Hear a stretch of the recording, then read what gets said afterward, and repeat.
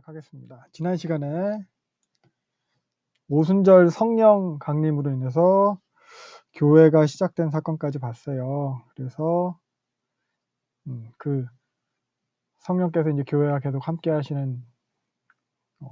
된 거고, 그래서 성령과 함께하는 그 교회의 모습을 살펴본 건데, 그래서 구약에서의 나타난 그 하나님 나라의 원형적인 성취로서 교회인 거거든요, 그게.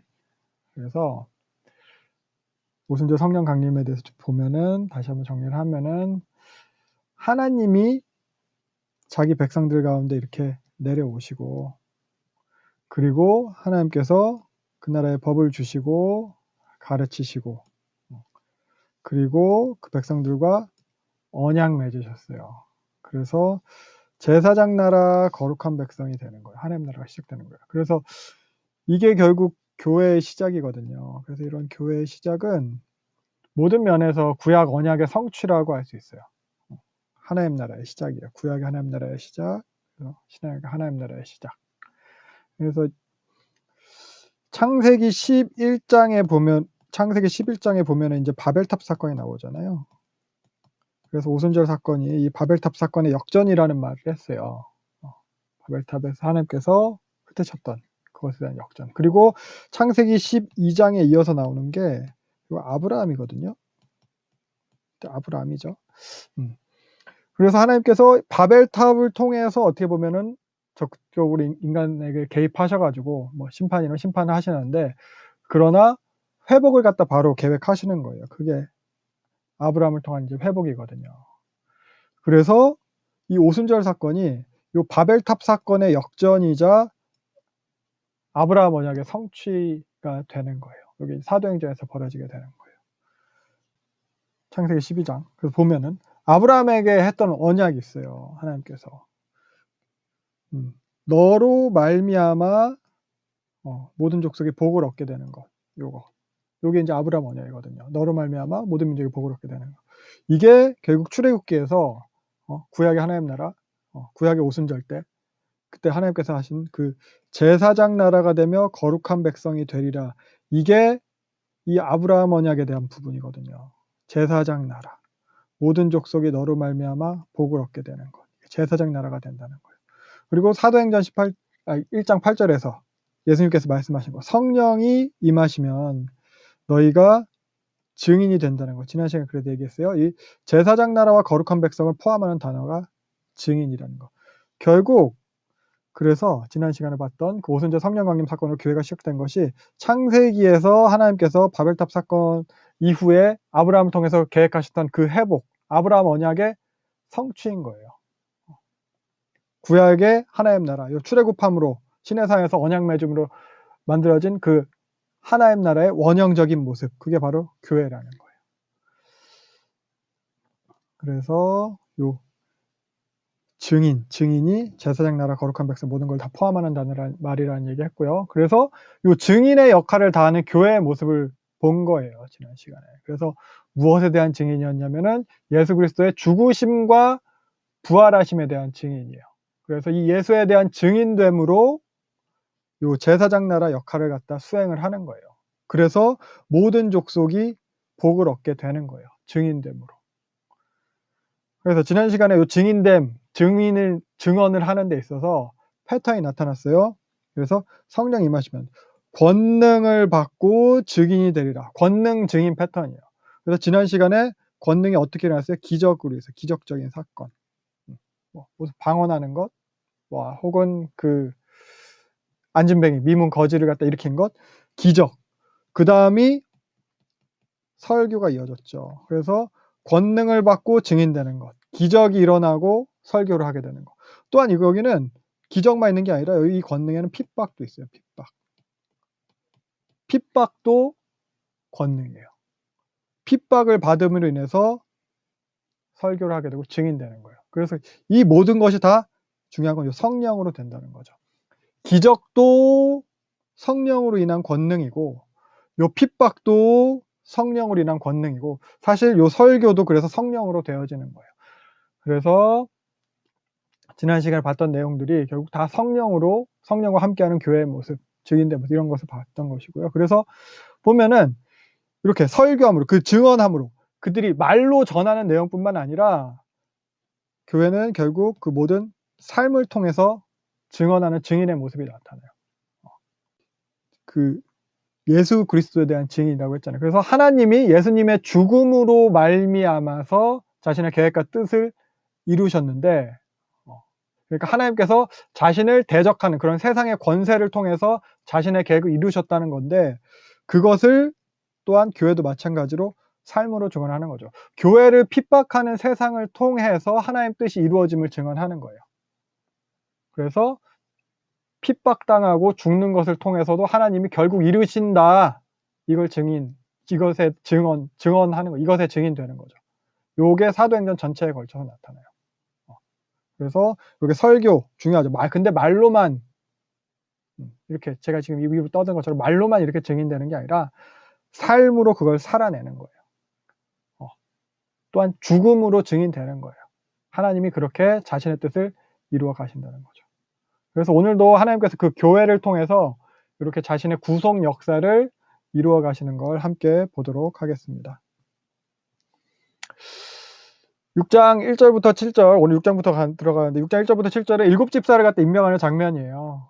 읽어보시죠. 그래서 1절 보면은 제자가 점점 더 많아졌어요. 적어도 한 15,000명 정도는 됐을 것 같아요. 그러니까 오순절 설교할 때 베드로 설교도 3,000명이 돌아왔어요. 그리고 지난 시간에 성전 설교했을 때 미문 거지 고치고 나서 남자만 5,000명이 돌아왔어요. 그럼 남자만 5,000명이 여자까지 한 10,000명 돌아온 거고 오순절 설교 13,000명인데 그 이전에도 교회 성도가 있었고 그 이후에도 믿는 사람들이 점점 늘어났다고 하기 때문에 기존 성도들까지 그냥 간단하게 산술적으로 해봐도 15,000명은 될 것 같아요. 근데 이거 학자들에 따라서는 이때 한 25,000명 정도까지도 추산하는 학자들도 있어요. 그러니까 그만큼 몸집이 커진 거예요. 너무 커졌죠, 갑자기. 그러니까 이게 사실 외부적인 핍박도 문제지만 교회를 갖다 치리하고 다스리는 데 있어서 이렇게 갑자기 커지니까 내부적인 어려움이 발생할 수밖에 없는 거예요. 그래서 보면은 구제 얘기가 나왔어요. 그리고 당시 교회에 어려운 사람들이 있었을 거예요. 그리고 이 사람들에서 매일매일 구제를 했던 것으로 보여져요. 특히 과부에 대한 것. 근데 요 과부에 대한 구제는 요 교회 공동체 말고도 유대인 공동체들은 사실 대부분의 유대 공동체들을 챙겼던 부분이에요. 그러니까 취약계층이잖아요. 사회적 약자. 그 대표적인 게 과부예요. 구약하면서 봤듯이 고아와 과부와 나그네. 대표적인 사회적 소외계층. 그래서 뭐 율법에 의해서 챙기라고 하니까 뭐 챙기니까 교회 공동체 안에서도 당연히 이러한 소외계층을 돕는 그런 구제 사역을 했는데 요 돕는 일에 있어서 문제가 생긴 거죠. 누구는 받고 누구는 못 받고 누구는 더 받고 누구는 또 누락되고 막 이런 게 반복되다 보니까 원망이 터져 나오는 거예요. 요때 구제에서 자주 누락되던 헬라파 유대인들이 이제 불평을 하기 시작하는 거예요. 요때 헬라파 과부들이 많이 누락이 됐나 봐요. 그래서 요 헬라파라는 표현 자체가 여기서 처음 등장을 해요. 요 히브리파와 헬라파. 그래서 보면은 히브리파 유대인들은 예루살렘이랑 뭐 유대 근처가 그 출신지인 유대인들을 말하는 거예요. 그러니까 이스라엘 땅에서 태어나고 이스라엘 땅에서 자란 사람들. 이 사람들은 그래서 주로 아람어를 사용했고요. 헬라어는 잘 못했어요. 능숙하게 사용하지 못했어요. 주로 아람어 사용했어요. 우리는 그 아람어를 갖다 뭐 히브리어라고 여기기도 하는 비슷한데 뭐 완전히 똑같지는 않아요. 그리고 반면에 이 헬라파 유대인들은 이스라엘 밖에서 태어나고 자란 유대인들이에요. 주로 헬라어 사용했고요. 아람어는 약간만 하는 정도. 소위 말하는 디아스포라 유대인들을 다 말하는 거예요. 그러니까 요 사람들이 디아스포라 유대인들이 오순절에 명절 지키러 예루살렘 왔다가 베드로 설교 듣고 교회 공동체로 들어온 거예요. 헬라파 유대인들. 근데 생각해보면 당시에 그 12사도, 예수님 12사도도 다 히브리파 유대인이었을 거예요. 대부분. 기존 예루살렘 교인들도 다 히브리파 유대인. 그러니까 그러다 보니까 서로 이제 언어가 익숙하지가 않죠. 그러다 보니까 헬라파 과부들은 자꾸 구제에서 누락되는 일이 생기는 거예요. 교회 내에서 어떻게 보면 차별이 생긴 거죠. 요게 이제 나중에 이렇게 이제 각 부류 간의 갈등으로 이렇게 비화되게 되는 거예요. 헬라파가 히브리파를 원망했대요. 어떻게 보면 이것도 일종의 좀 지역 갈등, 지역 감정 이런 것처럼 볼 수 있어요. 영남, 호남처럼. 뭐 우리 투표도 했지만 빨간 당, 파란 당 이런 거. 혹은 뭐 세대 간의 갈등 이런 거. 그러니까 우리도 지금 교회 안에 그런 갈등들이 존재하잖아요. 그래서 원망하는 일이 교회에 생긴 거예요. 지난 시간에 봤는데 성령 충만한 교회였어요. 성령 충만한 처음 교회도 이랬어요. 그리고 또 물건 통용하면서 뭐 가난한 자가 없었다 막 이렇게 표현했는데 그런 이상적인 모습의 그들도 요런 거 요렇게 문제가 발생해요. 그러니까 조직이 커지면은 문제들이 생기기 마련이에요. 그래서 중요한 거는 문제가 하나도 없는 것, 요게 아니라 그러한 문제를 발생한 문제를 어떻게 해결하느냐, 이게 중요한 거죠. 그래서 이 절 보면 12사도가 모두 다 불렀대요. 모두 불러놓고 자기들 외에, 자기들 말고 새로 리더를 더 세우라고 하는 거예요. 7을 택해서 세워라. 택하는 기준은 성령과 지혜가 충만하여 칭찬받는 사람이래요. 우리가 알고 있는 소위 이제 7 집사라고 알고 있는 교회 리더가 세워지게 되는 거예요. 여기서 근데 보면 사실 집사라는 명칭 자체는 등장하지 않아요. 우리가 근데 본문의 정황을 통해서 그렇게 여기는 거예요. 집사가 헬라어로 디아코노스인데 여기 보면 디아코니아가 봉사예요. 디아코노스는 집사, 디아코니아는 봉사. 근데 디아코니아를 맡을 사람을 뽑자 해서 집사인가 보다. 이렇게. 뭐 집사라고 번역하면 뭐 하인으로 번역될 수도 있고, 아무튼 그래서 이 디아코니아랑 디아코노스는 어원이 같아요. 참고적으로 알아두시고, 그래서 5절 보면 7 집사의 명단이 등장을 합니다. 그래서 스데반이 제일 먼저 언급이 되고 그다음 빌립하고 쭉쭉쭉쭉 나오는데 그만큼 앞에 나온 사람들이 중요한 인물이라는 거거든요. 그래서 오늘 아마 요 스데반과 빌립의 사역에 대해서 다 살펴보게 될 것 같아요. 그래서 여기서 빌립은 예수님 제자 빌립이 아니에요. 다른 빌립이에요. 사도 빌립이 아니라 집사 빌립이에요. 그리고 다른 사람들에 대한 정보는 사실 우리가 알 수는 없어요. 근데 이 사람들도 7 사람들도 다 요 스데반과 빌립과 다르지 않았을 거예요. 믿음과 성령이 충만하고 그런 칭찬받는 사람. 그 대표격으로 스데반과 빌립에 대해서 누가가 이렇게 소개하면서 기록하고 있는 거고요. 사도들 중에서도 나중에 보면 사실 12사도도 있고 한데 베드로만 주로 부각되고 요한은 따라다니고 뭐 바울 얘기가 엄청 많고 하지만 다른 사도들도 다 열심히 사역했을 거예요. 놓은 게 아니고. 집사도 마찬가지입니다. 근데 여기서 특이한 거는 안디옥 사람 니골라라는 표현이 있어요. 특별하게 언급되어 있어요. 이 사람이 유대교에 입교했던 이래요. 그러니까 이 니골라는 이방인인 거예요. 이방인으로 유대교로 개종한 거죠. 할례까지 하고 세례 받고 제사도 드려서 유대교인이 된 거죠. 근데 그랬던 그가 이제 복음을 듣고 예수님을 믿게 된 거예요. 그래서 이 사람을 특별하게 또 이렇게 기록을 하고 있는 거예요.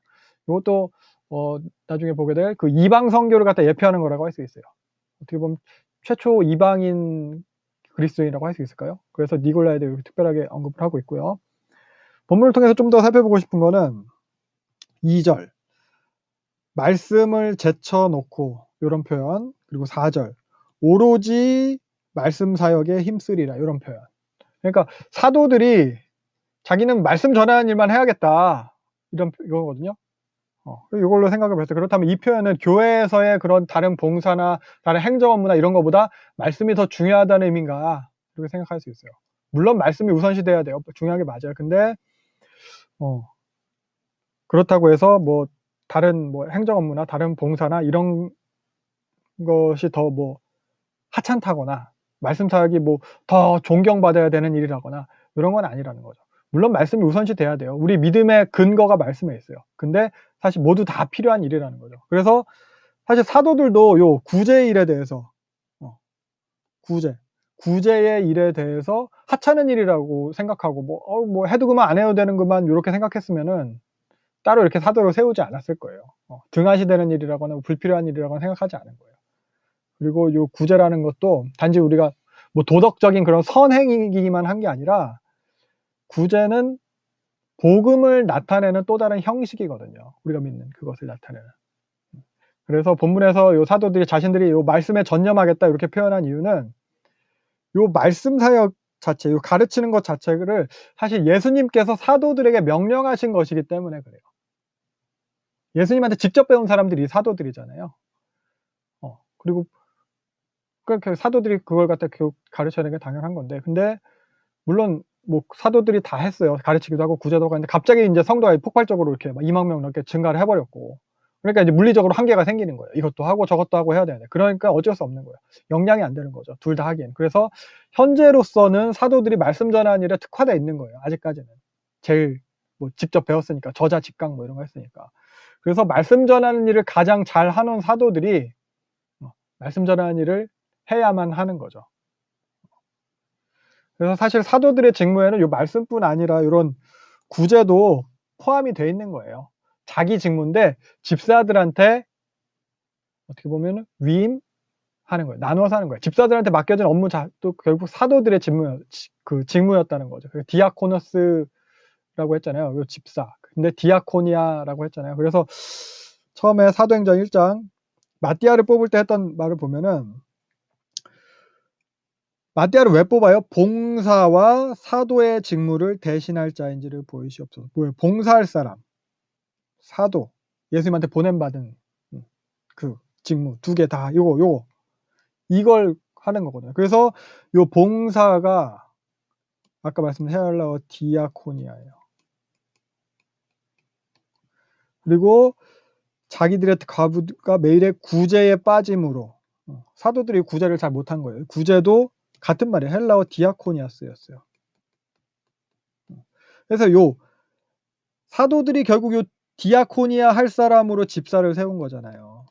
디아코너스를 세운 거예요. 집사는 디아코너스예요. 그래서 요 구제, 디아코니아 할 사람으로 집사를 세웠는데, 요 디아코니아가 원래 사도들의 직무였다는 거예요. 12제자, 요 사도들이 원래 직무였어요. 근데 성도가 2만이 넘어가고 그러다 보니까 12명에서 이걸 다 감당을 못하니까, 힘드니까, 그래서 요걸 같이 할 지도자로 7을 세운 거예요. 자기들은 그 예수님 명령을 수행해야 될 상황이니까. 그래서 할 수 있는 일을 할 수 있는 사람들이 나눠서 하기로 했다, 이런 개념인 거예요. 그래서 집사라는 직분이 사도들의 동역자로 세워진 것이지, 사도한테 뭐 종속되었다거나 하수인이라거나 그런 개념이 아니에요. 다시 말하지만 요 디아코니아는 원래 사도의 직무였어요. 그래서 어쩌면 이러한 7집사를 세운 게 권한을 나눠준 거예요. 그래서 집사라는 직분도 사도들보다 열등한 게 아니에요. 봉사하고 섬기는 직무가 하위에 있는 게 아니에요. 원래 사도들의 직무가 이 디아코니아예요. 그래서 실제로도 7집사들, 사실 실제로도 그래서 보면은 사도들에 비해서 이 사람 자체로도 열등하거나 뭐 무능하다거나 그러지 않아요. 교육을 받았어도 이 사람들이 더 받았어요. 사도들이 사실 더 무식했죠, 어부들인데. 그래서 이후에도 살펴보겠지만 복음을 전하는데도 요 집사들이 더 열정적이고 더 주도적이고 더 헌신적이에요. 실력이 더 있으면 있었지 부족하지가 않아요. 아까 말했듯이 성령과 믿음과 지혜가 충만해서 칭찬받는 자들, 이 사람들 뽑은 거거든요.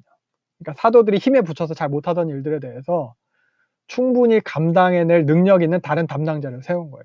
그래서 이제까지는 교회에서 그 권한이 12사도들한테 집중되어 있었다면, 이제는 그 권한을 나누어서 보다 이제 균형 있는 교회의 모습이 되는 거죠. 그래서 여기 보면은 예루살렘 교회 지도자인 원래 그 12사도들은 아까 대부분 다 히브리파 유대인이라고 말했어요. 근데 지금 요 임명된 7집사는 이 사람들은 다 헬라파 유대인이에요. 그 이름을 통해서 7명이 다 헬라파인 걸 알 수 있어요. 우리는 그냥 보면 모르지만, 우리도 뭐 생각해보면 나카타 이러면 어느 나라 사람인지 알죠. 미우라 이러면 어느 나라 사람인지 알죠. 이런 일본식 이름을 바로 알듯이 이 사람 이름이 히브리식 이름이 아닌 거예요, 7명이. 그래서 헬라파로 다 7을 세웠어요. 히브리파와 헬라파의 균형이에요. 그래서 헬라파가 부상하기 시작하는 거예요. 그러면 이때까지 교회 헌금 오면 다 누가 관리했어요? 펀딩이 들어오면은 다 사도들이 관리를 했거든요. 근데 그 어마어마한 펀드, 그걸 갖다 이제 집사가 관리를 하게 되는 거예요. 이로 인해서 이제 권력이 이제 한쪽으로 치우치지 않고 보다 균등하게 나뉘게 되는 거예요. 교회가 안정적인 모습으로 유지되고 다스려지게 되는 거예요. 그래서 사도들에게 집중된 권한을 집사들한테 나누어 줌으로 인해서 이게 되는 거예요. 사실 재물에 대한 그 권한은 되게 나눠주기 쉽지 않은 거거든요. 그래서 지금도 보면 세습하고 그러잖아요. 교회 비자금 조성하고. 근데 과감하게 포기하고 내려놓고 이양해야 되는 거예요. 요게 성령 충만한 처음 교회의 문제 해결 방식이에요. 문제가 없는 게 중요한 게 아니고 어떻게 해결하느냐. 그래서 지금 한국 교회는 어떤가 생각해 볼 수 있을 것 같아요. 권력이 공평하게 나뉘어져 있나? 더 해먹으려고, 자기가 더 해먹으려고 그러진 않나? 성도의 목소리는 잘 반영이 되고 있나? 분명히 지금 이 처음 예루살렘 교회처럼 한국 교회에서도 원망들이 많이 나오고 있을 거예요. 그래서 어느 공동체든 여러 사람이 모이다 보면 그런 말들이 나오기 마련인데, 다시 말하자면 중요한 건 이 문제를 어떻게 해결하느냐에 있습니다. 그래서 사도들은 자기들끼리 권한을 독점하지 않았어요. 해결 방법도 자기들끼리 밀실 회의해가지고 야 모여봐 해가지고 야 얘가 말 잘 듣고 얘 뽑아 뭐 이런 식으로 한 게 아니에요. 모두 모았어요. 모든 제자, 모두 다 모아가지고 다 모인 자리에서 불러서 모두가 뽑아요. 우리 맘대로 뽑은 게 아니고 자기 라인으로 해가지고 이렇게 뽑은 게 아니고 그 상관없이 싹 다 헬라파로 이제 뭐 탕평책 이런 거일 수도 있겠죠. 물론 그렇다고 해서 네 맘대로 아무나 막 뽑아라 이건 아니에요. 기준은 성령과 지혜가 믿음이 충만해서 칭찬받는 그런 사람 이렇게 뽑게 되는 거죠. 그랬을 때에 7절 하나님 말씀이 점점 왕성하여져서 그리고 교회는 더욱 성장하게 돼요. 그렇게 했을 때 제사장들 가운데서도 믿는 사람들이 많아요. 하나님 나라의 확장이에요. 여기 나타나요. 이렇게 하나님 말씀이 왕성하여졌다 이런 식의 표현은 사도행전에서 이제 즐겨 쓰는 표현 방식인데 교회의 성장, 하나님 나라의 확장을 나타내는 표현이라고 할 수 있을 것 같아요. 사도행전 읽으시다 보면 반복해서 등장할 거예요. 그래서 어디에서도 뭐 예루살렘이건 유대 사마리아 땅끝이건 여기서 다 한 번씩 등장하고 어디서도 그 장소가 어디서든지 하나님 나라의 확장을 막을 수 없다는 거예요. 그래서 이어지는 내용들도 막을 수 없는 무엇으로도 막을 수 없는 이 하나님 나라의 확장 그런 큰 맥락에서 보시면 될 것 같습니다. 그래서 8절부터 보면은 8절부터 15절까지 6장이 이걸 끝인데 스데반의 사역과 이제 스데반이 체포당하는 그런 내용이에요. 스데반은 아까 말했듯이 사도가 아니었어요. 디아코니아, 봉사, 구제를 위해서 임명된 집사예요. 새롭게 세워진 교회의 지도자. 근데 요 스데반의 모습을 보면은 디아코니아의 모습보다는 오히려 사도와 같은 모습이 더 가까워요. 그래서 집사가 우리가 생각하는 그런 집사가 아니에요. 성령과 믿음과 지혜가 충만해서 모두에게 칭찬을 받는 자라야 그 자격이 되는 거예요. 자격이 된다고 다 하는 것도 아니에요. 그 중에 7명 뽑았어요. 25,000명 중에 7명. 그래서 사역 모습을 보면은 뭐 사도랑 다름이 없어요. 어떻게 보면 사도 이상이에요. 사도들 이상이에요. 그래서 8절 보면은 스데반이 은혜와 권능이 충만했다 이렇게 얘기하고 있어요. 백성들 가운데서 기적들로 예수를 증거하고 있는 거예요. 기적을 일으키면서. 그래서 요 스데반이 결국 자유민 회당에서 논쟁이 붙었습니다. 자유민 회당 여기 자유민이라는 표현 여기 처음 나오는 건데 자유민이라는 것은 이제 로마 제국 하에서 노예로 있다가 자유를 얻은 노예들 그런 사람들 얘기하는 거예요. 혹은 그 자유를 얻은 노예의 자손을 갖다 말하는 거예요. 로마 시민권자는 아니에요. 그러니까 자유민이 된 노예는 자기 대에 바로 로마 시민권을 얻을 자격이 없어요. 자유민이 된 노예의 그 다음 때 아들에 가서야 그 시민권을 얻을 자격이 주어져요. 아무튼 그러니까 노예에서 자유를 얻게 된 그 자유민이죠. 그래서 자유민회당이라는 것은 회당이잖아요. 유대인들의 그 종교 그 기관이잖아요. 그래서 헬라파 유대인들의 회당을 갖다 자유민 회당이라고 하는 거예요. 그래서 디아스포라 유대인들 중에서 다시 예루살렘에 재정착한 사람들. 이 사람들은 죽어서 그 예루살렘 근처에 묻히는 걸 갖다가 되게 바랬거든요. 그래서 막 흩어져 살다가도 다시 뭐 나이 먹고 하면 다시 다 예루살렘으로 많이 돌아와서 모이게 돼요. 그래서 그런 정착한 사람들이 만든 회당이에요. 그리고 또 이제 이 회당이 결국 순례객들, 제국 곳곳에서 오는 디아스포라 순례객들을 맞이하게 되는 그런 역할을 하는 거예요. 그러니까 당연히 여기서 헬라어를 사용하게 되죠. 그래서 스데반도 헬라파 유대인이었고 자연스럽게 이 자유민 회당에 참석하게 되는 거예요. 그러다 보니까 그곳에서 유대인들이랑 논쟁이 붙은 거예요. 여기서 더불어 논쟁한대요. 그래서 근데 논쟁에서 스데반을 당할 수 없죠. 왜냐면 스데반을 아무나 되는 대로 뭐 손에 잡히는 대로 뽑은 집사가 아니니까. 성령과 믿음과 지혜가 충만하여 칭찬받는 사람이잖아요. 그래서 10절 스데반을 당해낼 수 없대요. 지혜와 성령으로 말해서. 그래서 11절 보면은 사람들을 매수해서 이제 거짓말로 고소를 해요. 결국 사내들인 공회에 끌려가요. 예수님도 끌려가셨고, 그리고 베드로도 끌려갔던 거기에요. 그래서 거짓 증인들로 거기서 고소를 해요. 그렇게 고소를 당하게 되는데 여기 보면 15절 그 얼굴이 천사의 얼굴과 같더라. 뭐 그런 성령 충만함, 성령의 임재로 말미암아서 그런 영광이 외적으로 이렇게 표현된 것 같아요.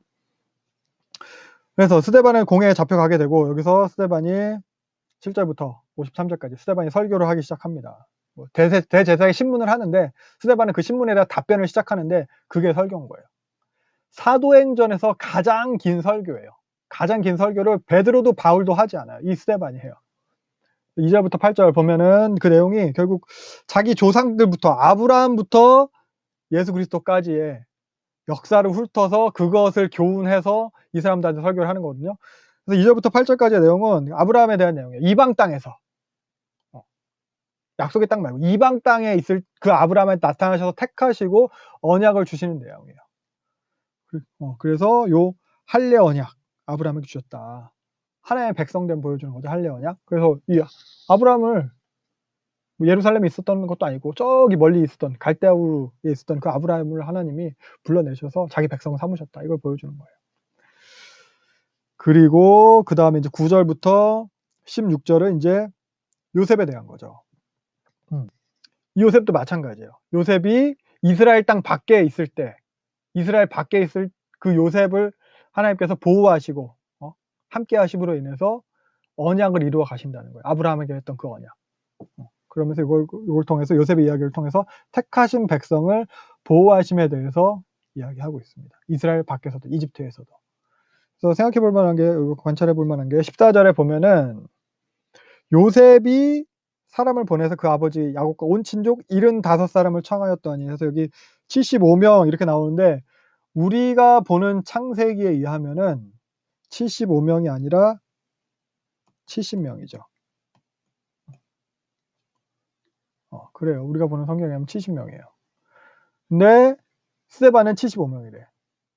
그래서 이게 뭐 왜 그러냐? 75명은 당시에 헬라어 성경, 70인역 성경을 봤기 때문에 그래요. 70인역 성경에는 75명이라고 돼 있어요. 그러니까 스데반을 비롯해 가지고 당시에 있던 유대인 원청중들이 이 70인역 성경에 익숙해 있는 거예요. 셉투어진트에. 우리가 보는 히브리어 성경은, 우리가 보는 구약 성경은 히브리어 마소라 사본을 번역한 거기 때문에 70명이고요. 근데 이것도 그 쿰란 공동체 SNF파 쿰란 사본에 보면은 여기 거기서는 또 75명으로 나와 있다 하더라고요. 아무튼 우리가 보는 사본은 그 마스라 사본이 70명이라고 돼 있고 여기는 이 사람들은 헬라어 성경에 익숙했을 거라는 것을 우리가 그래서 추측을 해볼 수 있겠습니다.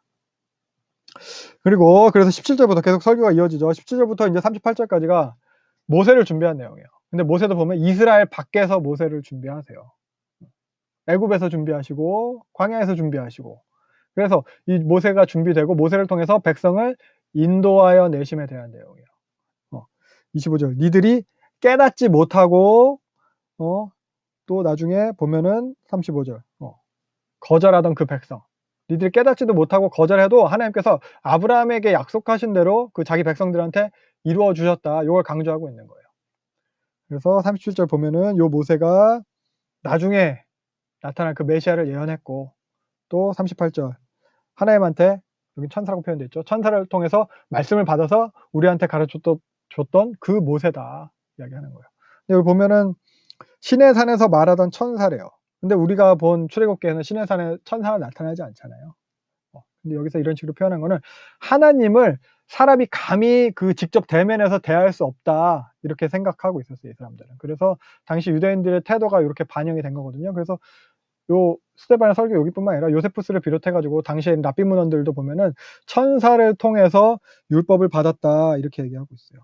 우리 성경에서 보면 히브리서에서도 보면은 천사를 통하여 하신 말씀. 바울도 갈라디아서 보면은 천사를 통해서 한 중보자 모세죠. 그 율법을 갖다 천사를 통해서 받았다. 이런 식의 표현이 되어 있는 거예요. 그리고 또 생각해 볼 만한 표현이 38절 보면 광야교회라는 표현이 있어요. 광야교회. 38절에 요 광야교회. 광야는 다 알죠. 그 출애굽한 백성들이 머물렀던 그 시내산 밑에 거기 광야라고 하는 거고. 그래서 교회라고 하는데 교회 에클레시아라고 하잖아요. 에클레시아. 에클레시아가 모임, 회중 이런 뜻인데 에클레시아는 에크 더하기 칼레오거든요. 요게 에클레시아예요. 에크는 뭐뭐로 붙어란 뜻이에요. 칼레오는 부르다란 뜻이에요. 그래서 뭐뭐로부터 부르다, 불러냄을 받은 자들 이게 이제 우리가 이제 교회라고 번역하는 단어예요. 뭐뭐로부터 불러냄. 그러니까 여기서 보면은 히세바의 말이야. 광야 교회에 있었던 사람들. 뭐예요? 어디로부터 불러냄을 받은 자들이에요? 애굽으로부터. 이집트로부터 불러냄을 받은 자들을 갖다가 교회라고 얘기하는 거예요. 출애굽 백성. 그래서 이 사람들이 뭐예요? 하나님 백성이잖아요. 그래서 하나님 백성을 이렇게 교회라고 이야기하고 있는 거고. 그래서 우리도 이걸 우리에게도 이제 적용을 할 수 있는 거죠. 세상으로부터 어떻게 보면 불러냄을 받은 자들인 거예요. 죄악으로부터 불러냄. 그래서 교회는 건물은 아니에요. 좀 더 엄밀히 말하면 장소로서의 건물이 아니에요. 그럼 어떤 의미로서는 건물이 될 수 있냐? 지어져 간다는 의미로서 건물은 될 수 있어요. 교회는 무엇으로부터 부르심을 받은 사람들의 모임이에요. 회중이에요.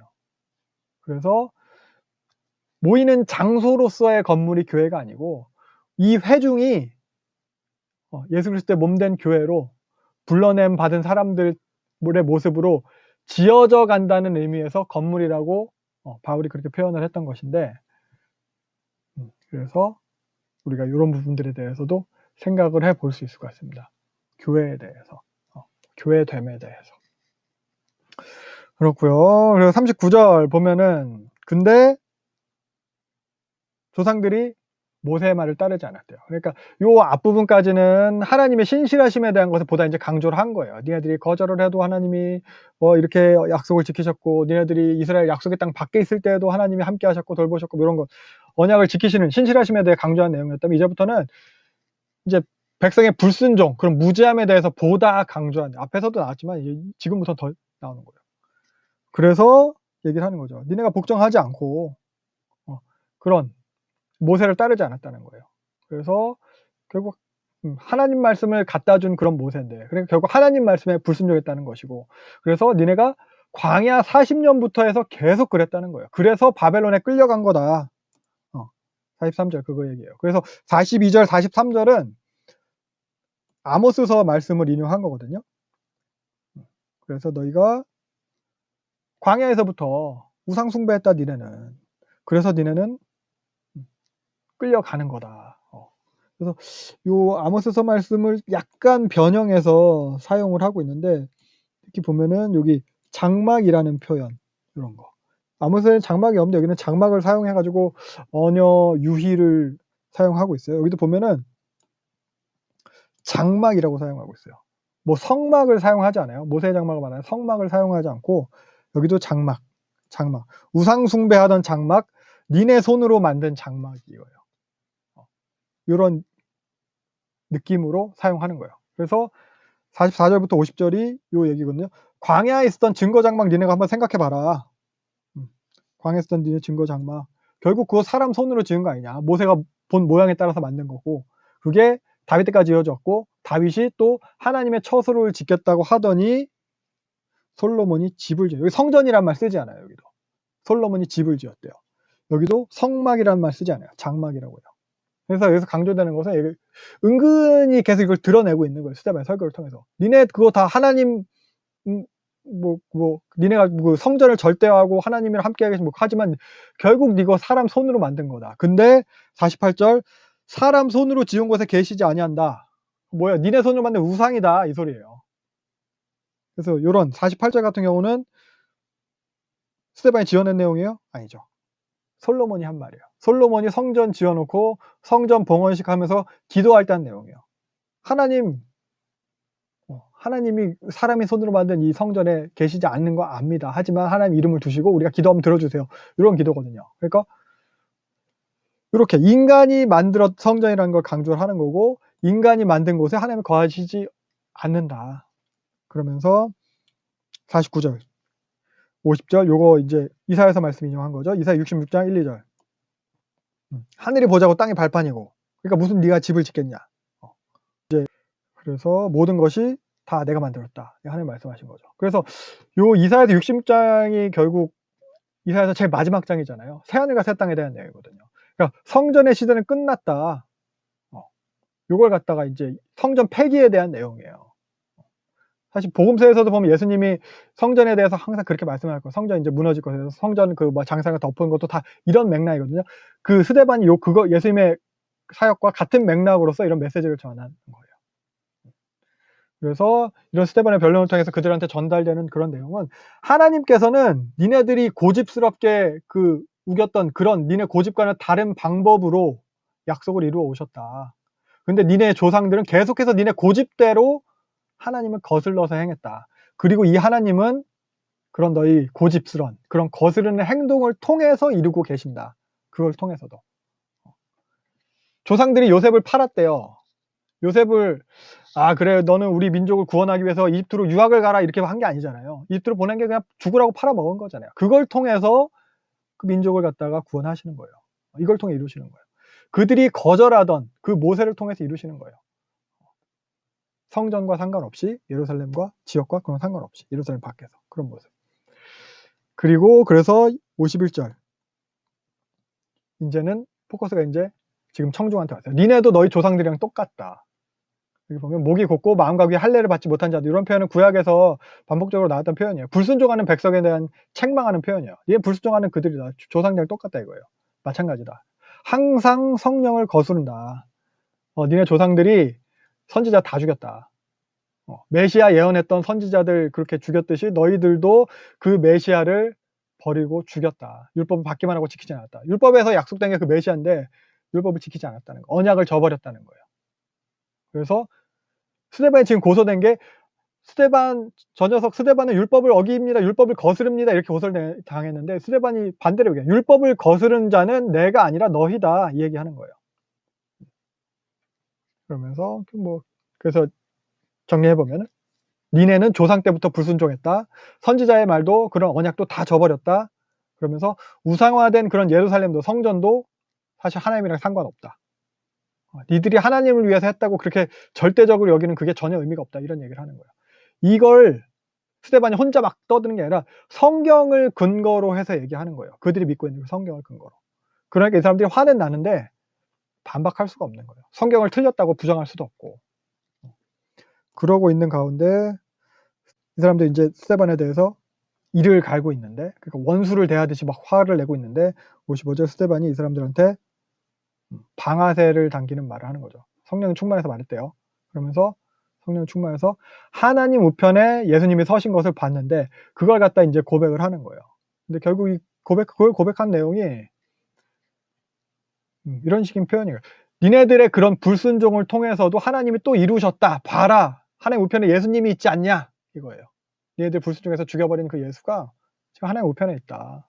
재판은 너희가 당할 거다. 이런 식의 표현인 거예요. 그러니까 57절 더 이상 스데반 말 듣기를 갖다 이제 거부하고 이제 달려들어가지고 성 밖으로 끌어내서 돌로 쳐서 죽입니다. 스데반 설교대로 됐어요. 이 사람들은 하나님을 거스르고 선지자를 죽이는, 지금도 그 일을 또 하는 거예요. 근데 그런 불순종을 통해서 역사 속에서 선지자를 죽이고 하나님을 거부한 그런 불순종을 통해서 하나님께서 이루어 오셨듯이 지금 이 스데반의 죽음을 통해서 또 이루어 가실 거예요. 그렇습니다. 여기에 58절 보면은 이제 이런 장면에서 사울이 등장을 합니다. 사울은 이 모든 일에 다 목격자였어요. 공회원은 아니었을 거예요. 청년으로 기록된 걸로 봐선 나이는 어렸을 거고, 사울의 스승이 가말리엘이잖아요. 가말리엘도 사내들인 공회원이니까 아마 어쩌면 가말리엘 따라서 뭐 참관하러 온 거 아니었을까. 보면 사울은 여기서 형을 집행하는 그런 증인들의 옷을 지키는 역할을 합니다. 그리고 22장 20절에 보면은 스데반이 죽는 것에 동조했다고 스스로도 바울이죠. 고백하고 있어요. 그래서 유대인들이 사실 사형 집행권이 없는데 여기서는 스데반을 죽이잖아요. 그래서 이걸 좀 살펴보면은 당시 유대인들은 그 종교적인 부분 외에는 사형 집행권이 없어요. 종교와 관련된 것, 그것에 있어서는 자기들이 판결하고 어떻게 보면 그 신성 모독에 대해서는 사형 집행을 할 수 있었던 거죠. 그러니까 예수님에 대해서도 정치범으로 몰아가지고 폭도, 그래서 로마에 의해서 사형을 받게 된 거거든요. 받게 그렇게 만들어 버린 거거든요. 그래서 종교와 관련돼서는 요 사내들을 통해서 이제 판결하고 집행을 할 수가 있어요. 신성 모독에 대한 사형. 그래서 선고받은 자에 대한 집행 방법은 먼저 이제 두 증인이 돌로 치고 그 다음에 돌을 막 던져서 죽이는 건데, 보통 구덩이를 막 파서 떨어뜨려서 그렇게 하든지 혹은 낭떠러지 같은 곳에서 떨어뜨려서 돌로 쳐가지고 그렇게 죽인다고 합니다. 그래서 스데반은 지금 어떻게 보면 이제 사내들인에서 종교적인 이유로 종교적인 신성모독하는 자 사형에 처하는 방식으로 사형당하게 된 거예요. 근데 그래도 스데반의 사형 집행은 불법이에요. 왜냐하면 정상적인 신문과 판결, 그 선고의 과정을 거치지 않았어요. 아무리 뭐 증인이 있었다고 해도 정상적인 재판 절차를 그런 무시한 이유로 좀 감정적인 그런 반응의 결과였던 거예요. 네, 그래서 스데반이 이렇게 등장하자마자 사역하고 바로 순교하게 됩니다. 근데 이 스데반이 사도행전에서 나타난 예수님이랑 가장 비슷한 인물이에요. 스데반에서 보면은 그래서 성령이 충만해가지고 기사와 표적을 갖다 많이 행했대요. 예수님이 이러셨거든요. 기사와 표적을 많이 행했어요. 그리고 성령으로 말함으로 당해내지 못해서 회당에서 뭐 스데반한테 뭐 이겨낼 수가 없어요. 예수님도 회당에서 많이 변론하셨죠. 예수님 이길 수가 없었어요. 그리고 스데반이 이 사람들한테 대해서 이제 너희들이 율법을 거스르는 자고 성전의 시대가 끝났다 이걸 얘기하는 예수님이 이걸 동일한 말을 한 거거든요.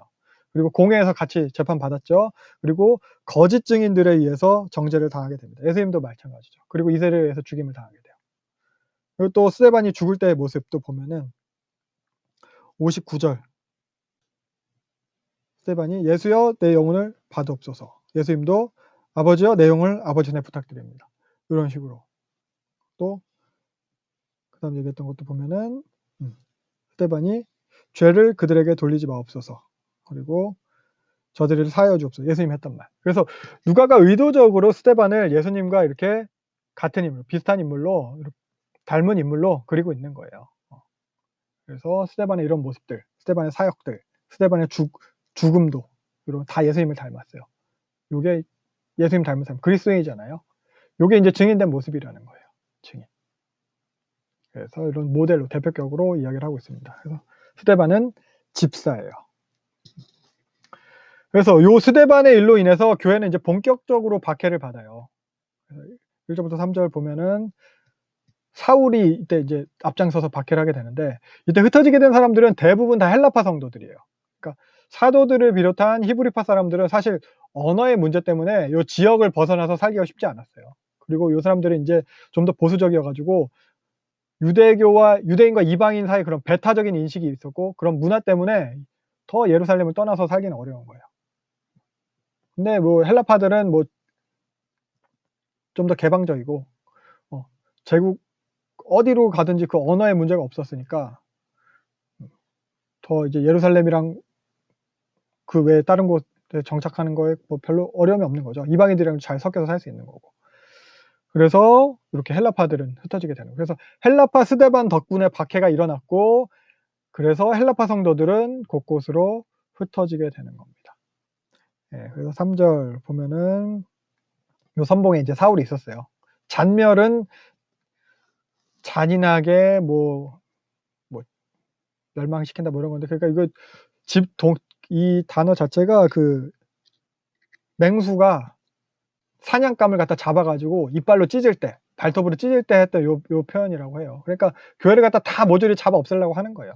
집집마다 다 뒤져서 남녀를 가리지 않고 감옥에 가둡니다.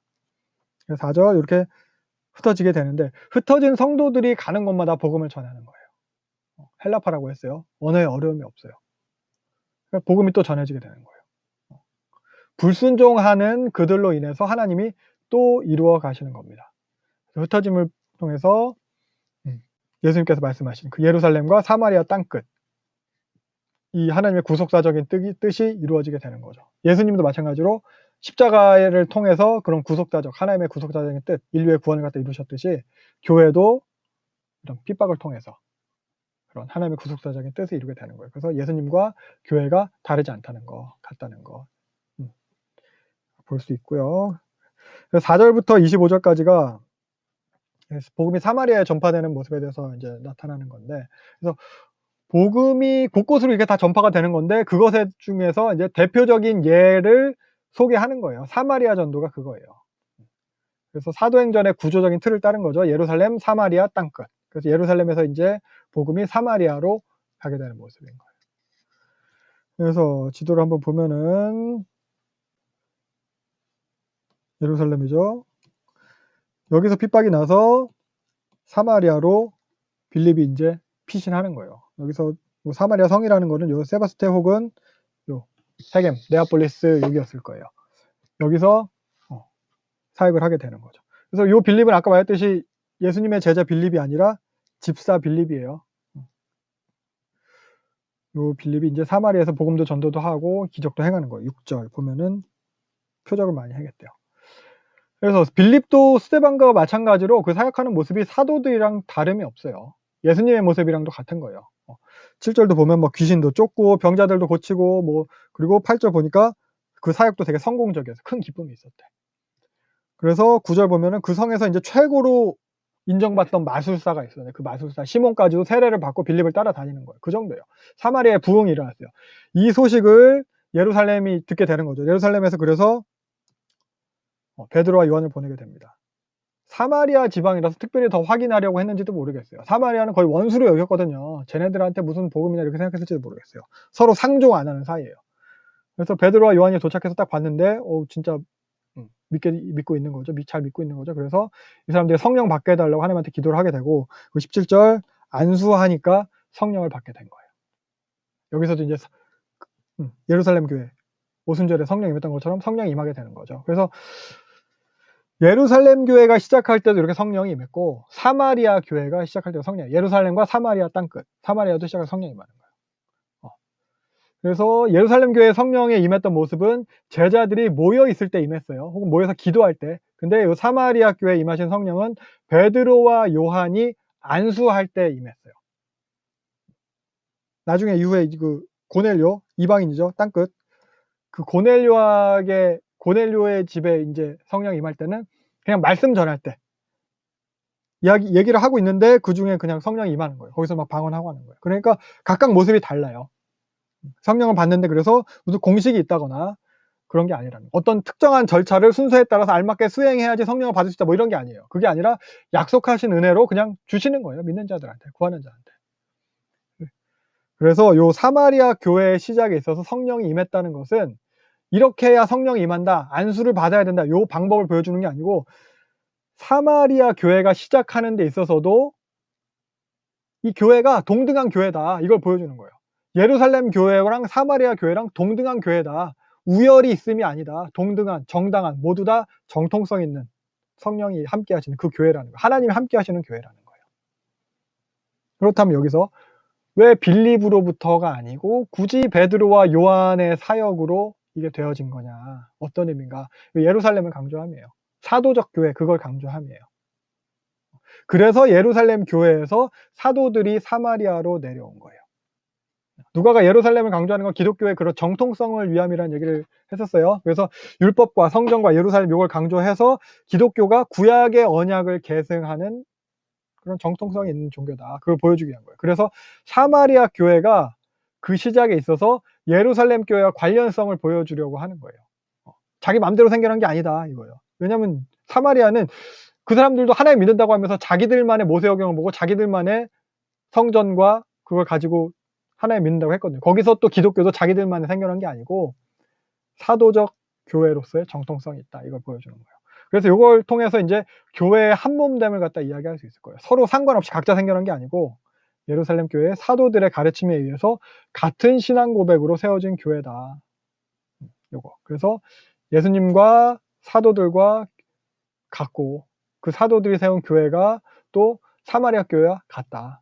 그래서 사마리아 교회의 시작에 있어서도 이렇게 예루살렘의 사도들이 가서 안수하고 사마리아 교회도 성령을 받게 된 겁니다.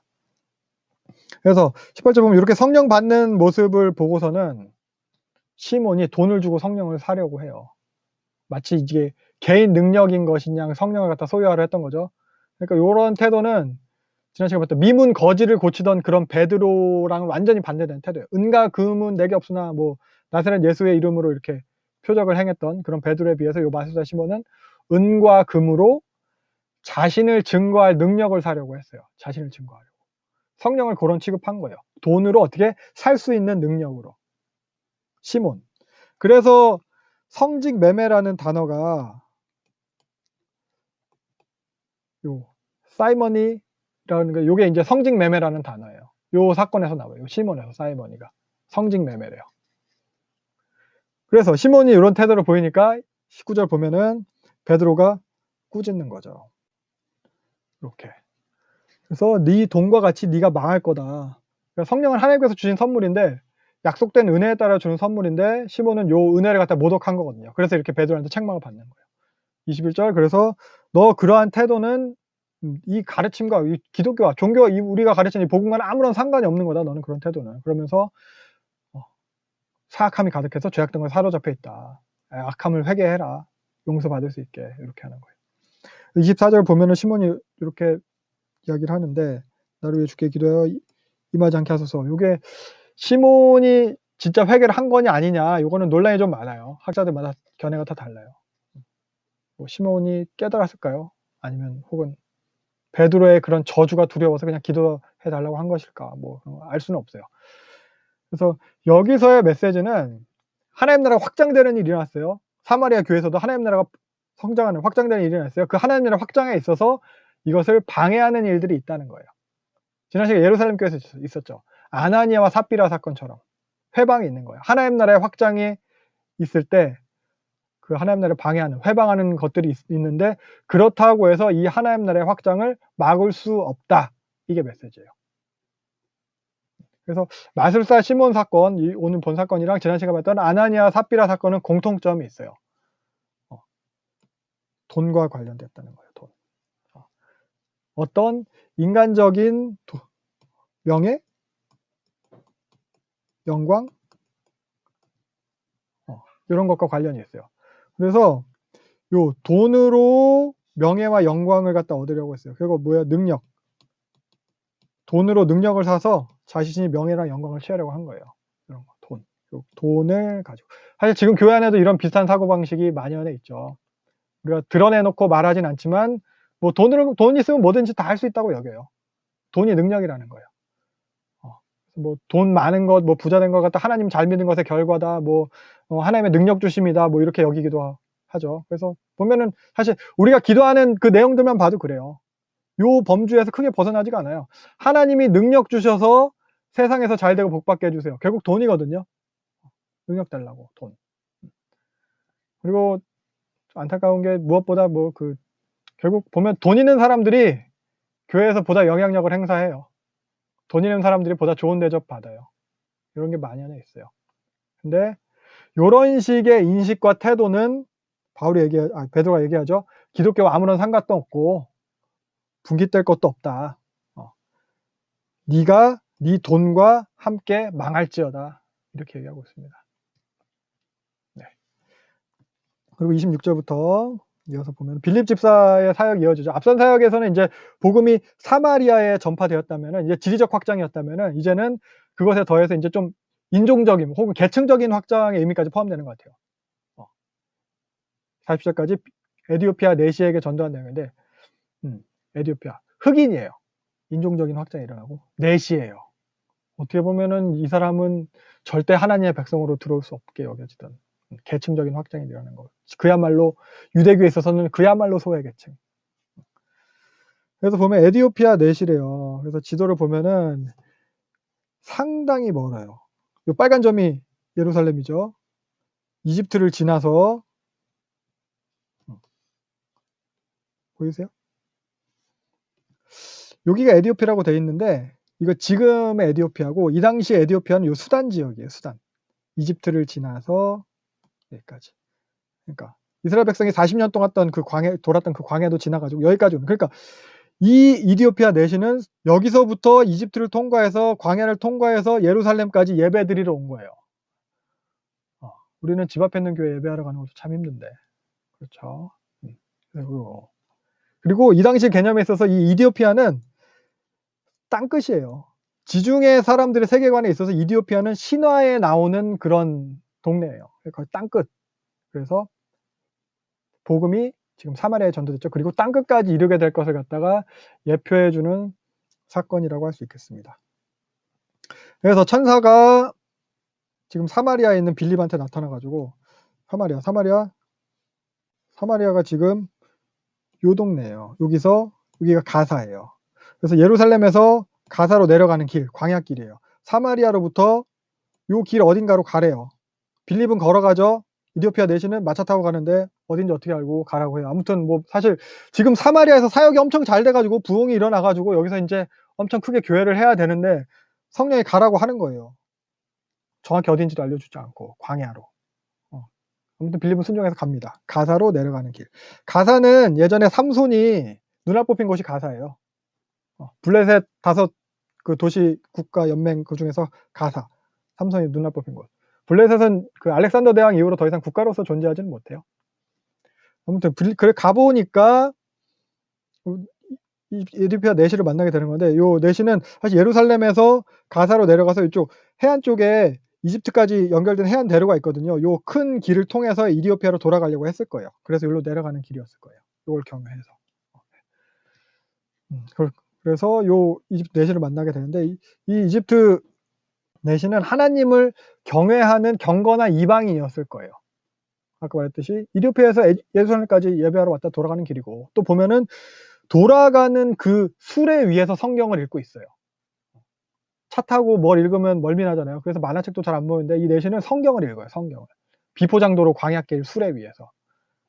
근데 아까 말했듯이 이 내시는 유대교인은 될 수 없어요. 유대교인은 아니에요. 아무리 열심히 읽고 그런 막 뭐 성경에 대한 지식이 많고 그래도 내시는 유대교인이 될 수 없어요. 신명기에 의하면.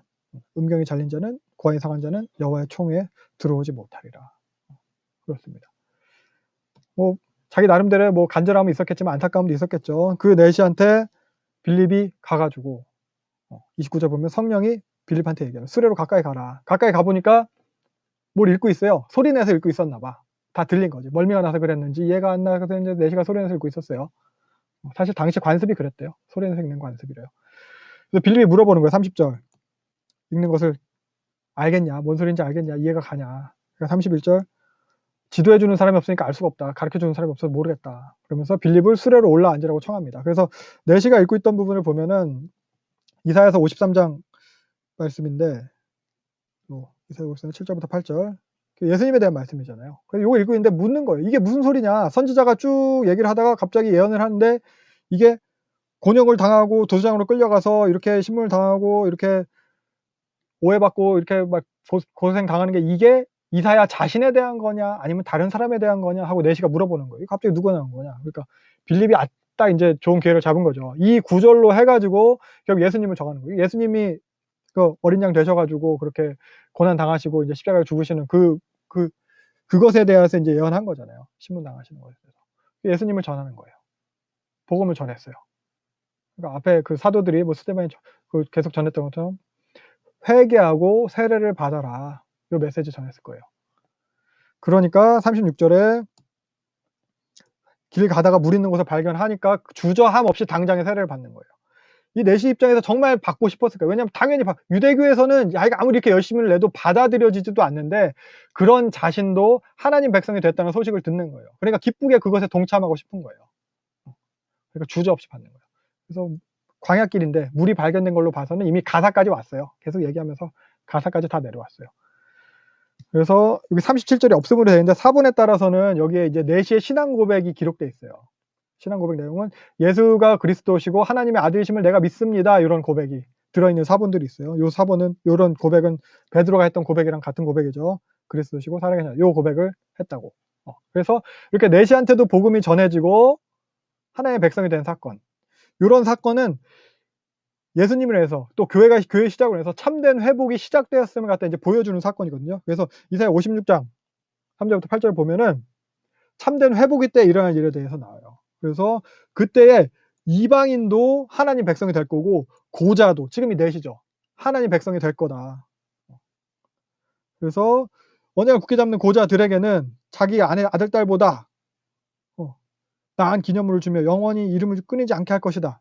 이게 일어나고 있는 거예요. 이 언약의 성취가 일어나고 있는 거예요. 쭉 이사야서 말씀. 이게 이제 성취되고 있음이 이렇게 내시가 이제 세례 받는 걸 통해서 우리가 알 수 있게 됩니다. 38절. 그래서 빌립이 내시한테 이제 세례를 베풀죠. 세례를 빌립이 베풀었어요. 빌립은 집사예요. 집사가 세례를 베풀었어요. 네. 세례를 마치고 내시는 기쁘게 돌아갔고, 그리고 빌립은 성령이 데려갑니다. 39절. 여기서 근데 이끌어가다라고 번역된 헬라어가 하르파조인데, 하르파조는 훔치다, 강탈하다, 잡아채다 이런 의미예요. 그래서 마태복음 10장 29절에 보면은 그 세간을 강탈하는 것, 그 집을 강탈하리라 이거에 쓰이는 거예요. 같은 단어예요. 그러니까 성령이 빌립을 강탈해 간 거예요. 내시의 눈앞에서 강제로 데려가 버렸다는 거예요. 그래서 내시 눈앞에서 사라진 거고, 그리고 빌립은 40절 어디 아소도에서 발견됩니다. 그래서 40절에 보면 여기 아소도의 나타나라고 있잖아요. 나타나라고 번역된 단어가 헬라어가 휴리코스인데 발견하다라는 의미예요. 아소도에서 발견된 거예요. 빌립이 자기 의지로 아소도에 나타난 게 아니고 성령이 갑자기 낚아채서 아소도에다 갖다 놓으니까 거기서 빌립이 발견됐는데 거기서 보니까 복음 전하고 있더라 이거예요. 순간이동 뭐 이런 걸 수도 있을 것 같아요. 무슨 성령께서 그렇게 하셨대요. 아소도는 또 이게 블레셋의 성읍이거든요. 그래서 빌립 보면 여기서 사마리아 갔다가 예루살렘으로 가사로 가는 길에 내려갔다가 가사에서 세례 주고 아소도, 여기도 블레셋의 성읍이었죠. 아스돗 기억나세요? 아스돗 다곤 신전 있는 거. 옛날에 홈리아 비나스, 사무엘의 두 아들 홈리아 비나스 언약궤 들고 갔다 뺏겨 있던 거, 거기가 여기 아스돗이에요. 여기에 갔다가 여기서 복음 전하고 나중에 또 룻다와 욥바까지도 요 쭉쭉 이렇게 룻다, 욥바 여기까지 이렇게 복음을 전해서 결국 여기 가이사랴까지 갔던 것으로 보여지거든요.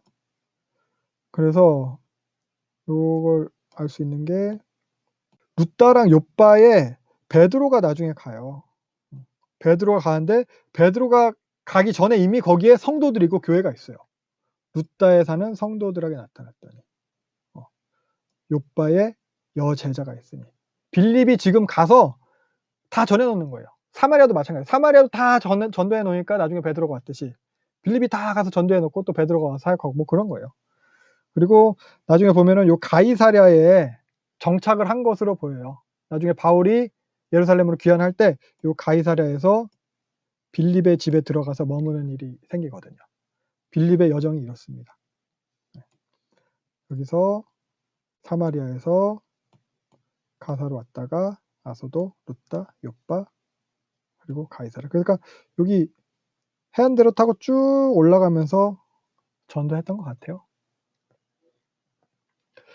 예, 그래서 빌립에 대해서 생각을 해보면은 주의 사자가 알려줬어요. 주의 사자가 알려줘서 예루살렘에서 가사로 내려가는 길까지 가고 성령이 지시했어요. 성령이 지시해서 가사로 가는 길에서 에디오피아 내시의 마차 수레까지 가게 되는 거고 그리고 또 주의 영이 아소도로 데려가게 됩니다. 그러니까 그야말로 성령의 사람인 거예요. 그래서 베드로 하기 전에 다 전도해서 교회 다 개척해 놓고 이렇게 이런 성령으로 증인된 성령의 사람, 요 빌립. 그래서 빌립은 집사예요. 그래서 오늘은 집사 이야기로 시작해서 사실 집사 이야기로 끝나요. 7 집사를 임병하고 그리고 집사 스데반에 사역했죠. 그리고 순교하고 그리고 집사 빌립의 사역까지 본 거예요. 아까 말했듯이 근데 7 집사 중에서 요 둘만 이런 사역을 하진 않았을 거라는 거죠. 사도들도 마찬가지고 12사도 중에서 베드로와 요한만 사역한 게 아니듯이 대표적인 예로 이렇게 스데반과 빌립의 이야기가 기록된 거예요. 다른 집사들도 이 집사님들처럼 사역을 했을 거예요. 아까 말했듯이 디아코니아, 봉사를 위해서 7 집사를 임명했는데 막상 사역 내용은 디아코니아라기보다는 사도들의 사역에 더 가까웠어요. 사도들한 비해서 그러니까 사도들보다 더 뛰어난 모습이에요. 집사의 모습이 새로 임명된. 그래서 요 내용을 요걸 원독자의 입장에서 살펴보면은 원독자들의 시점은 사도들이 다 순교한 시점이었어요. 남아있는 사도는 사실 요한밖에 없어요. 베드로도 죽고 바울도 죽고 다 저기 어디 가서 다 순교하고 사라져 버리고 그러니까 사도들 없이도 그들의 교회됨을 유지하고 이루어 가야 되는 상황인 거예요. 다른 리더를 세워서. 근데 그렇다고 해서 사도들의 가르침과 무관하게 막 지 맘대로 막 이렇게 해도 된다 이건 아니죠. 그래서 스데반이랑 빌립의 모습을 통해서 알 수 있듯이 집사들의 모습도 사도적인 그런 교회의 전통과 그리고 사도들의 가르침을 계승하고 있어요. 결국 예수님을 계승하고 있는 거예요. 그래서 더욱 스데반을 예수님과 가장 비슷한 모습으로 그렇게 묘사를 해놓은 거예요. 그래서 요 내용을 통해서 집사들이 사역하는 요 모습, 요 내용을 통해서 속사도 시대를 준비하는 거예요. 그 원독자들한테 주는 속사도 시대를 준비하는 원독자들한테 메시지를 주고 있는 거예요. 그래서 정리해보면 교회의 권위가 특정 세력한테만 집중되게 그렇게 주어진 게 아니라는 거. 새로운 권위가 세워져야 되고 그들을 통해서도 계속해서 교회됨을 유지하고 이루어 가야 된다는 거죠. 세습 이런 거 말고 그런 존재들 없이도 할 수 있다는 거예요. 해야 된다는 거예요. 그래서 누가는 이 본문을 통해서 사도들과 동역할 교회 리더로 집사들을 세우는 것, 이걸 보여주는 거예요. 그리고 그 집사들이 사역하는 모습을 이렇게 소개를 하고 있는 거예요.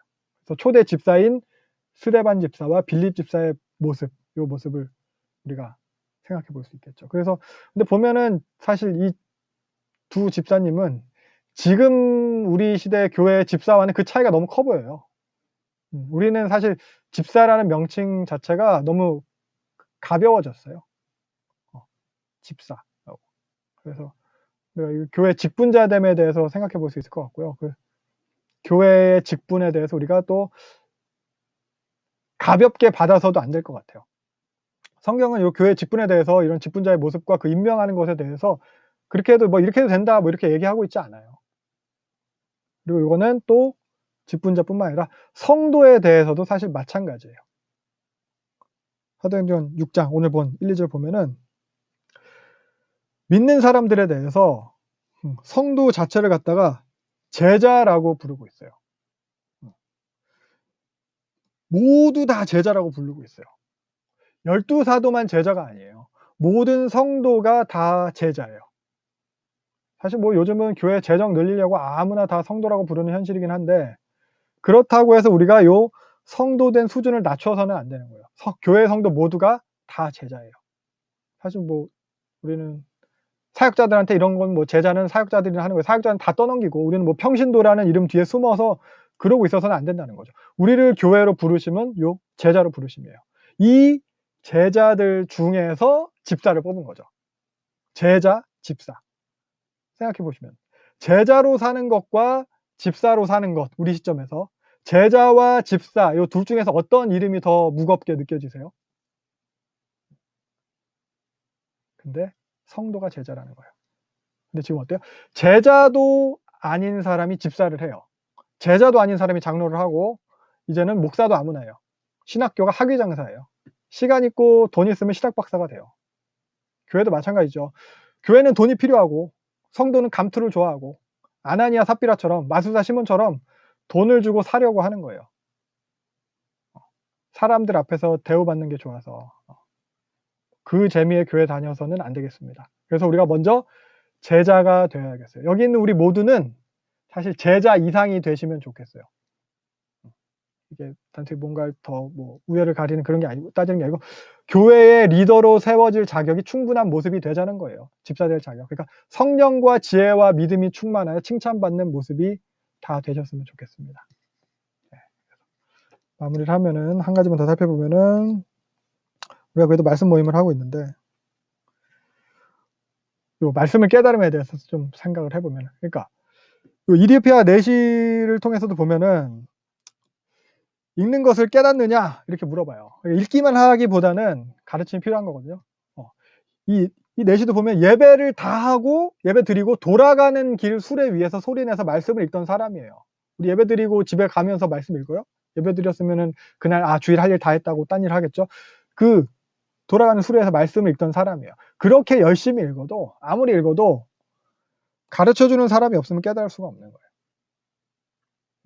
물론 요 가르치는 것도 또 뭐 배우는 것도 다 성령이 아니고서는 말씀을 깨달을 수 없죠. 성령이 모든 것을 알게 하십니다. 성령이 알게 하셨기 때문에 요 빌립도 전할 수 있는 거고 베드로도 스데반도 빌립도 뭐 이후에 바울도 뭐 그렇게 복음 전하고 가르칠 수 있는 게 다 성령께서 깨닫게 하셨기 때문인 거거든요. 그렇다면 그럼 그 성령께서 다 깨닫게 하실 수 있음에도 요 이디오피아 내시한테는 왜 그렇게 열심히 있는데 깨닫게 하지 않으시나. 그렇게 지금 사실 우리에 대해서도 어떻게 보면 마찬가지죠. 그렇게 하지 않으시는 이유는 성령께서 이렇게 말씀을 가르치는 것을 통해서 또 혹은 우리가 말씀을 배우는 것을 통해서 가르치고 배우는 것을 통해서 우리가 이 교회됨을 이루어가게 하시는 거거든요. 가르치는 자된 성도와 배우는 자된 성도 모두가 교회됨을 이루어가게 하는 그런 목적이 있는 거예요. 그래서 가르치는 것을 통해서 우리가 또 깨달을 수 있게 되는 거예요. 교육, 요 가르침, 요거 자체가 교회의 표지예요. 사도들을 사도들이 이제 처음에 이제 성령 받고 나서 한 것도 요 가르치는 것, 떡을 떼는 것, 또 기도하는 것, 교제하는 것 이거였거든요. 가르치는 것. 교육은 교회의 표지입니다. 우리는 계속해서 그래서 말씀을 배우고 가르쳐야 돼요. 그렇게 교회로 지어져 가야 되는 거죠. 그 교회됨을 이루어가는 우리가 되어야겠습니다. 네. 오늘은 이 정도로 마무리하면 될 것 같습니다.